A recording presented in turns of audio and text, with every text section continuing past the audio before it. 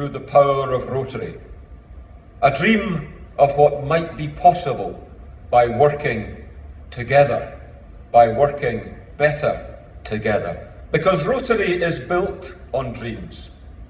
Our very origins were the dreams of one person, Paul Harris, who shared his dream with 3 of his colleagues on that cold, damp February evening 100 and odd years ago in Chicago.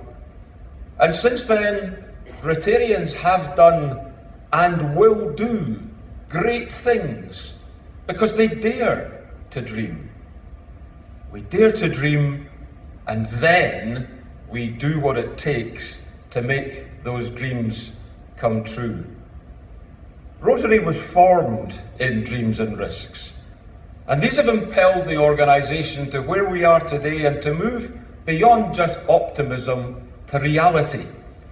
To realities of service that span the earth, from east to west, from north to south. The poet, Carl Sandburg, once said, "Nothing happens unless first a dream."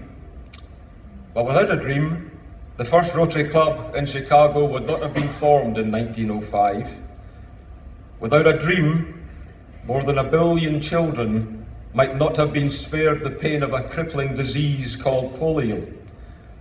Without a dream, your zone would not be doing such great work around your 16 countries and throughout the entire world. And without a dream, there might not be the wonderful Melbourne International Convention Legacy Project that I heard about only yesterday, whereby peace bells will be placed at the Rotary Peace Park next to Melbourne's beautiful botanical gardens. I urge your clubs to become a contributor to that and make that particular dream come true. But grand as many of our dreams are, grand as they are also solidly grounded in reality. And together, perhaps we better than anyone else know that it takes hard work and perseverance to make our dreams come true.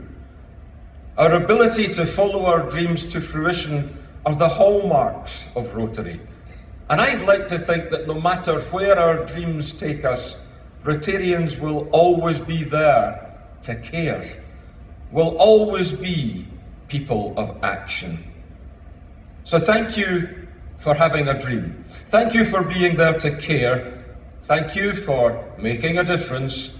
And thank you for being people of action.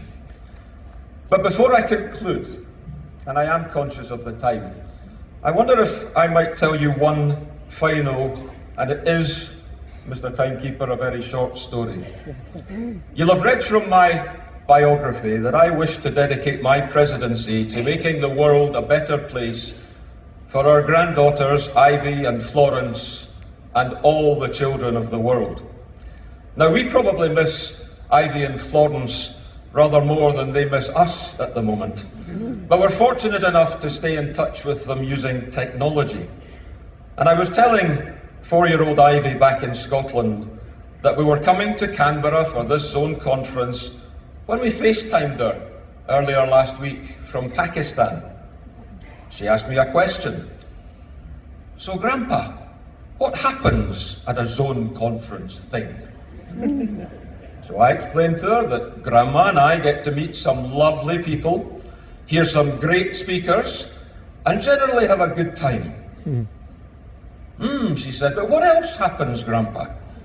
"Well, Ivy," I said, "at some point, Grandpa will get to speak to the lovely people, and he'll tell them things and try to make them smile and try to make them happy and maybe even make them laugh." With the inquisitive mind of a 4-year-old, and any grandparents and parents out there will know what 4-year-olds can be like, she then went on to ask another question. "But what do they do?